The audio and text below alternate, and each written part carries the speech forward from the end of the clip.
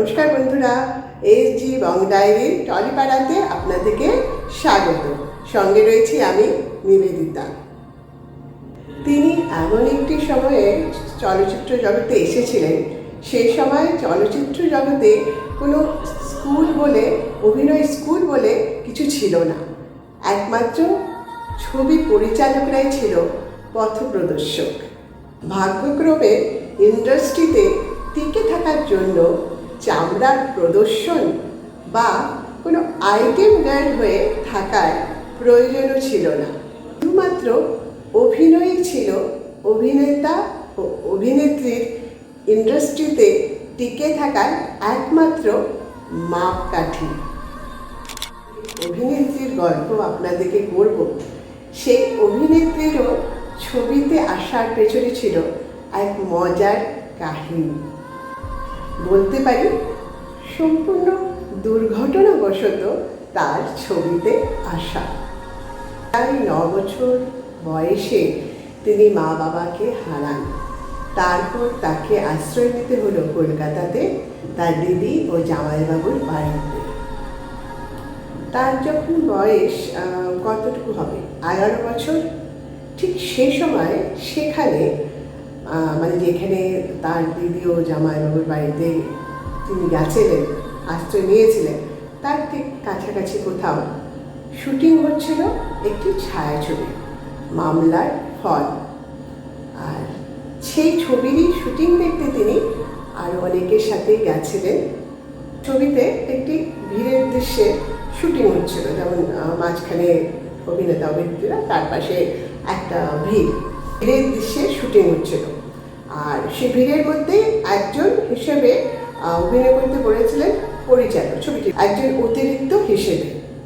আর এই অতিরিক্ত শব্দটির মানে কি তখন হয়তো সেই ছোট মেয়েটির পক্ষে হয়তো বোঝাও সম্ভব ছিল না, কিন্তু তিনি সেই ছবিতে অভিনয় করলেন সে ভিড়ের মধ্যে একজন হয়ে। সেই প্রথম তার ছবিতে একরকম আমরা বলতে পারি প্রবেশ। তাকে দেখে পরিচালক রাজেন তরফদার তাকে একটি ছবি, তার নিজস্ব পরিচালিত একটি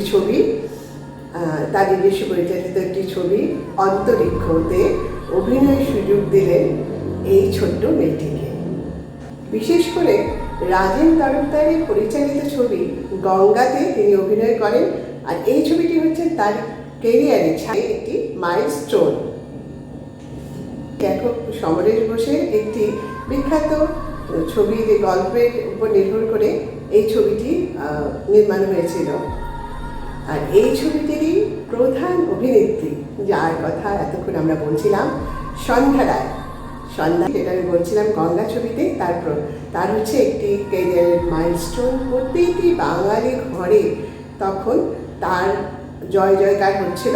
সবাই প্রিয় একজন অভিনেত্রী, বাঙালি অভিনেত্রী হিসাবে তিনি মানুষের মন জয় করতে খুব সহজেই পেরেছিলেন।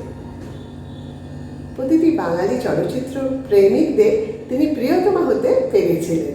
এরপর মায়া মেরিগোতে সন্ধ্যা রায় ও তরুণ অভিনেতা বিশ্বজিতের ছবি, এই একটি জুটি। আর এই জুটি কিন্তু পরবর্তীকালেও অনেক অনেক হিট করেছিল, জনপ্রিয় হয়েছিল। এরপর সত্যজিৎ রায়ের অশ্বনী সংকেত, কুহেলি, বাবা তারকনাথ, শ্রীমান পৃথ্বীরাজ, পলাতক ইত্যাদি ইত্যাদি তার উল্লেখযোগ্য ছবি। সন্ধ্যা রায় টালিগঞ্জের প্রায় প্রতিটি প্রধান পুরুষের সাথে কিন্তু কাজ করেছেন। তিনি কিন্তু কিছু হিন্দি ছবিতেও কাজ করেছেন।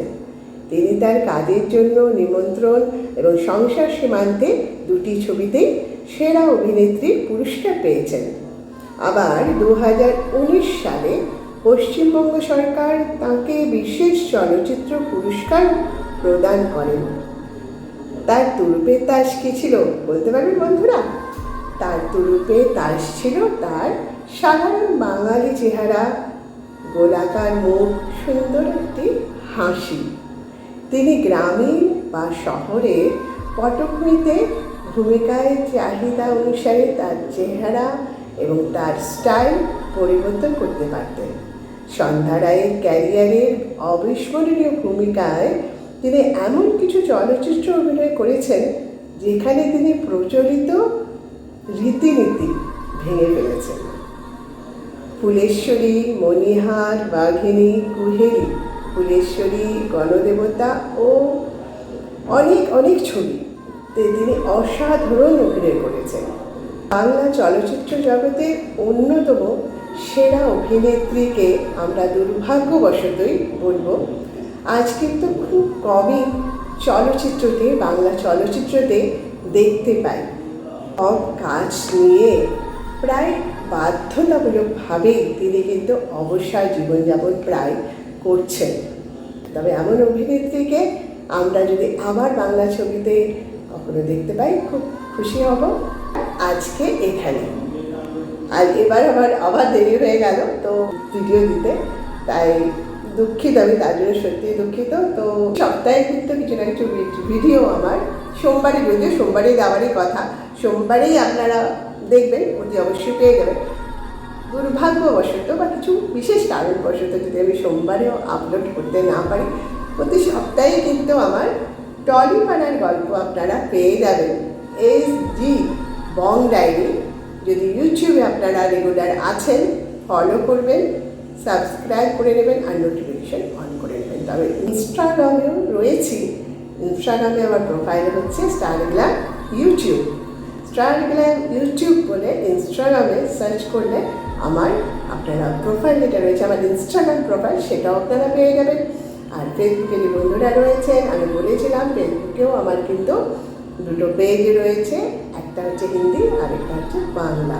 তো বাংলা যেটা পেজ রয়েছে সেটা স্টার গ্ল্যাম বলেই রয়েছে, সেটা আপনারা অতি অবশ্যই ফলো করে নেবেন। ফলো করলে সব নিয়মিত যে ভিডিওগুলো আমি দেব যে সম্পর্কে বা তাছাড়াও অনেক অনুষ্ঠান সম্পর্কে, বম্বেতে, নবী মুম্বাইতে অনেক কিছু নিয়মিত এখানে অনেক কিছু এখানে অনুষ্ঠান হতেই থাকে নানা। তাছাড়া অনুষ্ঠান ছাড়াও আমি কিছুটা লেখালেখির মধ্যেও থাকি। আমি ছোটো গল্প লিখি, আমি বলেছিলাম কিছুটা লিখি ছোটো গল্প, কেন আমি লিখতে খুব ভালোবাসি, লেখার মধ্যে থাকতেও খুব ভালোবাসি। যে কোনো ক্রিয়েটিভ জিনিস মধ্যে থাকতেই আমি খুব ভালোবাসি, সৃজনশীলের মধ্যে থাকতেই ভালোবাসি। তাই কখনো লেখালেখি, কখনো ভিডিওগ্রাফি, কখনো আপনাদের সামনে আমি থাকি। তাই আমার লেখালেখিও যদি আপনারা পড়তে চান, আমার ছোটো গল্পও যদি পড়তে চান, তবে স্টার গ্ল্যাম বলে আমার যে ফেসবুক পেজ আছে সেটাকে আপনারা ফলো করতে পারবেন। ভালো লাগলে কিন্তু কমেন্ট করবেন, কমেন্ট করতে কিন্তু ভুলবেন না। কমেন্ট করে জানাবেন আমার লেখাগুলো আপনাদের কেমন লাগছে। আর হ্যাঁ, অতি অবশ্যই যারা আমার ভিডিও দেখছেন কারণ ভিউস আমার ভীষণ ভালো আসছে, তো সত্যি আমি ভীষণ খুশি। এর মানে আপনারা ভিডিওগুলো দেখছেন। ভিডিওগুলো যখন দেখছেন তখন আপনাদের কাছে একটাই অনুরোধ, চ্যানেলটি কিন্তু আপনারা কমেন্ট করে অতি অবশ্যই জানাবেন যে আমার এই ভিডিওগুলো আপনাদের কেমন লাগছে।